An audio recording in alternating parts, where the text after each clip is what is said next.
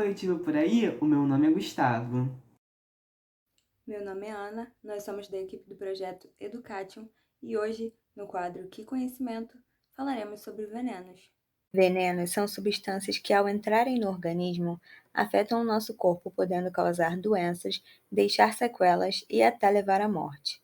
Os venenos podem ser naturais, produzidos por plantas ou por animais, como cobras, aranhas e escorpiões, ou podem ser produzidos sinteticamente, como os venenos contra insetos e até produtos de limpeza que podem gerar intoxicação se forem ingeridos. O tempo para que o veneno faça efeito varia de substância para substância. Se você for ferroado por um escorpião, por exemplo, você vai sentir no ato. Mas se você tiver contato frequente com uma tinta que contenha chumbo, o elemento irá se acumular no organismo e o efeito só será notado a longo prazo. Os venenos tiveram um papel importantíssimo ao longo da história da humanidade. Acredita-se que o homem pré-histórico conhecia as propriedades tóxicas de diversas substâncias, animais, vegetais e minerais, e aprendeu, através da experiência, que elas poderiam ser benéficas, utilizadas na caça, na pesca, no controle de pragas e animais nocivos e na fabricação de medicamentos, ou prejudiciais, com objetivos euforizantes e criminais. A seguir, vamos analisar os principais venenos em uma linha do tempo, para que você perceba como eles participaram da evolução do homem, desde antes de Cristo, passando pela Idade Média e até os dias atuais. Vocês vão perceber que muitos venenos são mortais. Porém, ao diminuir a dosagem e mudar a forma de administração, muitos podem ser utilizados de forma benéfica no dia a dia. Na antiguidade, dezenas de espécies tóxicas de plantas eram conhecidas e usadas como medicamentos em doses muito pequenas. Essas plantas poderosas também eram utilizadas para produzir venenos de flechas e outras armas biológicas, utilizadas em batalhas históricas, assassinatos, execuções e suicídios. Uma das mais famosas, sem dúvidas, foi a cicuta, uma planta altamente tóxica encontrada na Europa, África do Sul e América do Norte, do gênero Conium maculatum. Foi um veneno muito popular entre os gregos antigos, que a utilizavam em chás para matar prisioneiros. Inclusive, foi o veneno utilizado para assassinar, em 399 a.C., o filósofo Sócrates, acusado de corromper os jovens gregos com suas ideias revolucionárias. A principal causa da toxicidade da cicuta é a presença da substância cicutoxina, que ataca diretamente o sistema nervoso central e é capaz de bloquear os canais de potássio dos linfócitos T. Para um adulto, a ingestão de 100 mg de cicuta, presente em cerca de 8 folhas da planta, é fatal. Dentre os sintomas, há náuseas, vômito, dor abdominal e convulsões. A morte vem na forma de paralisia. A mente fica alerta, mas o corpo não, e eventualmente o sistema respiratório é desligado. Em caso de intoxicação, é necessária hospitalização urgente. No entanto, manipulada da forma certa e em pequenas doses por profissionais, é usada em farmacologia como analgésico, estimulante e repelente. Na Idade Média, onde alquimistas, magias e feitiços faziam parte do cotidiano, o medo de morrer ao ingerir ou ter contato com algum tipo de veneno era grande entre os poderosos nobres. Nessa época, o arsênico passou a ser muito utilizado em envenenamentos intencionais, como para assassinar o rei da Grã-Bretanha, Jorge III, e o imperador da França, Napoleão Bonaparte. O arsênico era considerado o rei dos venenos, por sua discrição e potência, praticamente indetectável e com sintomas muito similares a outras doenças, como a cólera. Além disso, é bastante utilizado na literatura, como no Suicídio de Emma Bovary. É importante não confundir arsênio com arsênico. Enquanto o primeiro é o elemento químico de aparência cinza metálico entre os 5 mais letais do mundo, o segundo é o nome popular para um de seus compostos, o trióxido de arsênio, também conhecido como arsênico branco. O arsênio existe em formas gasosas, sais inorgânicos e sais orgânicos. As formas orgânicas, encontradas em algas e organismos marinhos, têm pouca ou nenhuma toxicidade, enquanto os compostos inorgânicos, incluindo o arsenito, arsênio mais 3, e arseniato, arsênio mais 5, são altamente tóxicos, com destaque para o arsenito. O arsênio é um resíduo das indústrias de fundição e manufaturas de vidros, esmaltes, tintas, tecido e couro, tendo sido muito usado em produtos agrícolas como inseticidas, formicidas e herbicidas. Os humanos são expostos ao arsênio principalmente através de rotas oral, como o consumo de água e comida contaminadas, e a inalatória, devido à exposição ocupacional nas fundições, indústria de fabricação de vidro e semicondutores. A exposição a grandes quantidades de arsênio, principalmente a partir da água contaminada, é considerada uma das principais ameaças à saúde em todo o mundo, gerando o envenenamento crônico, conhecido como arsenicose, e o aparecimento de vários tipos de câncer e problemas neurológicos.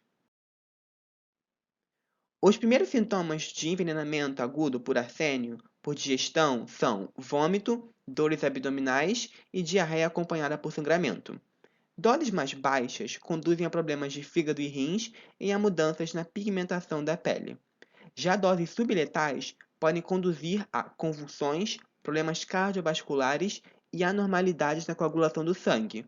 Estes são seguidos pela aparição de listras brancas características, as linhas de Aldrich-Mees sobre as unhas e a perda de cabelo. O arsênico pode se tornar uma nova arma no combate a diferentes tipos de câncer. Associado ao ácido retinóico, o trióxido de arsênio já é usado como medicamento para tratar leucemia, um tipo de câncer que afeta os tecidos formadores de sangue. O estudo descobriu que a combinação do trióxido de arsênio com o ácido retinóico destrói uma enzima chamada PIN1 em modelos de células com leucemia. E o mesmo ocorreu em testes com câncer de mama e de fígado. Os cientistas explicam que a PIN1 é responsável por ativar mais de 40 proteínas que alimentam o tumor, além de bloquear mais de 20 proteínas que poderiam suprimir o seu crescimento. Então fica aí de reflexão, como uma mesma substância pode matar e ao mesmo tempo ajudar a salvar vidas. Agora vamos falar sobre o gás mostarda, que foi amplamente utilizado na Primeira Guerra Mundial. Com o desenvolvimento da indústria química no século XIX, os gases tóxicos se tornaram as armas de guerra mais letais. Na Primeira Guerra, era muito comum que os soldados usassem máscaras para se protegerem dos gases durante o conflito. A estratégia mais comum era lançar nuvens de fumaça tóxica a favor do vento para que elas atingissem a trincheira dos inimigos. O gás mostarda foi um dos principais gases utilizados nessa guerra. Ele recebeu essa nomenclatura por causa do seu odor, semelhante ao de mostarda, e foi sintetizado em 1860 através da reação entre o etileno e o cloreto de enxofre. No organismo, esse gás reage com a água dos tecidos, gerando dois produtos que afetam os seres humanos, o ácido clorídrico e o 1,4-tioxano. Esse gás é uma substância vesicante, ou seja, que causa queimaduras com formação de bolhas na pele e nas mucosas do trato respiratório, e pode levar à cegueira instantânea devido ao inchaço na região dos olhos, além de poder causar morte por asfixia. Outros sintomas podem envolver vômitos constantes, rompimento de vasos sanguíneos causando hemorragia e, a longo prazo, até cânceres. Após a Primeira Guerra, o uso de armas químicas foi banido por convenções internacionais com o apoio da ONU. No entanto, essa proibição já foi posteriormente desrespeitada, como, por exemplo, na Segunda Guerra Mundial. O ácido cianídrico esteve presente na Segunda Guerra Mundial, mas foi sintetizado muito antes disso, em 1782. Durante a Segunda Guerra, foi amplamente utilizado um gás chamado Zyklon B, cuja composição envolve de 98 a 99% de ácido cianídrico. Ele foi usado nas câmaras de gás e em outros campos de extermínio.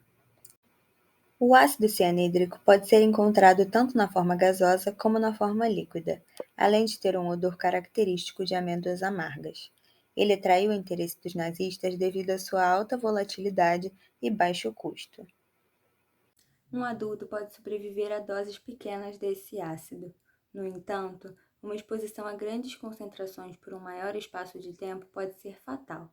Quando esse gás é disperso em locais fechados e pouco ventilados, ele se adere a tudo que tem umidade, e por isso o efeito tóxico perdura por dias.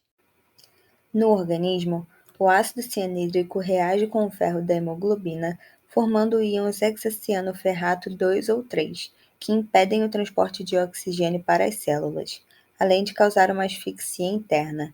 Devido ao seu uso, esse gás ficou amplamente conhecido como gás da morte. Hoje em dia, não há um veneno amplamente utilizado como arma de destruição, graças a Deus, né?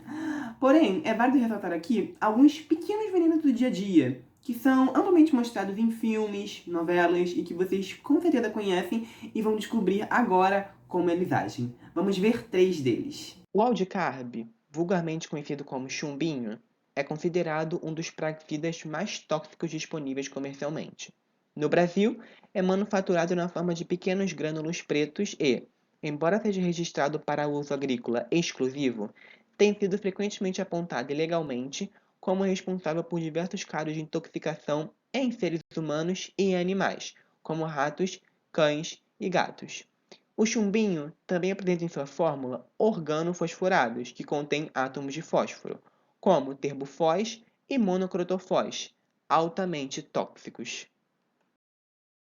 Os sintomas típicos de intoxicação por chumbinho são as manifestações de síndrome colinérgica e ocorrem em geral em menos de 1 hora após a ingestão, incluindo náuseas, vômito, sudorese, salivação excessiva, a cialorreia, visão borrada, contração da pupila, a miose, hipersecreção brônquica, dor abdominal, diarreia, tremores, taquicardia, entre tantos outros sintomas. Lembrando que maus tratos e envenenamento de animais é crime, portanto denuncie. Vocês devem ter visto em alguma série ou filme quando uma pessoa vai ser sequestrada, geralmente colocam um pano cobrindo o nariz e a boca dela e ela desmaia quase que instantaneamente. Você sabe qual substância é utilizada? Se não, vamos ver. O responsável por tudo isso é o triclorometano, mais conhecido como clorofórmio, sintetizado em 1831. Ele é um líquido incolor e volátil com propriedades sedativas se inalado ou ingerido, tanto que foi utilizado por médicos e anestesias antes de reconhecer o seu perigo. Mas por que ele causa desmaios? Porque ele é uma substância tóxica com grande afinidade com tecidos gordurosos. E sabe onde há gordura? Nos neurônios, mais especificamente na bainha de mielina, espécie de isolante que envolve os axônios e é em volta de gorduras e proteínas. Os axônios são o prolongamento dos neurônios e funcionam como uma rede que permite receber e encaminhar informações entre os neurônios e outras células. Como a mielina absorve o clorofórmio, o funcionamento do sistema nervoso central fica comprometido. Por isso, a substância causa confusão mental, torpor, sensação de anestesia, tonturas, desmaios e, dependendo da dose aplicada, pode levar à morte. Por fim, o Boa Noite Cinderela é um golpe no qual a vítima é dopada ao ingerir uma bebida alcoólica misturada com uma ou mais substâncias. O etanol, álcool utilizado em bebidas alcoólicas, nesse caso é usado como potencializador dos efeitos da substância. Os sintomas mais comuns são amnésia, sonolência, inconsciência, alucinações, vômitos e podendo evoluir para um estado de coma. A vítima perde a inibição e não consegue discernir o certo e o errado. Dessa forma, não é capaz de agir ou tomar decisões de forma consciente, ficando vulnerável às intenções de outra pessoa. As substâncias químicas presentes nas drogas adicionadas às bebidas alcoólicas são os alcaloides, que possuem grupos oxigenados e nitrogenados em suas estruturas. Eles são muito utilizados desde a antiguidade por suas propriedades medicinais, mas também são conhecidos pelos efeitos tóxicos que podem apresentar, pois alguns alcaloides funcionam como venenos. Os encontrados no Boa Noite Cinderela são escopolamina, que causa alucinações e delírios, dimetiltriptamina, que influencia na ansiedade, cetamina, usada no tratamento de estados de depressão profunda, flunitrazepam, que diminui distúrbios do sono, e gama-hidroxibutirato, que promove convulsões, redução do ritmo respiratório e queda do nível de consciência. Então esse foi o nosso vídeo. Se vocês ficaram curiosos em relação aos venenos, deem uma passada lá no nosso Instagram, porque nós fizemos um top 5 dos venenos mais perigosos no mundo. Te espero por lá, hein? Não esquece de compartilhar esse vídeo com seus amigos e coloca aqui nos comentários qual dos venenos da nossa linha do tempo que você achou mais interessante. Beijinhos científicos e até a próxima!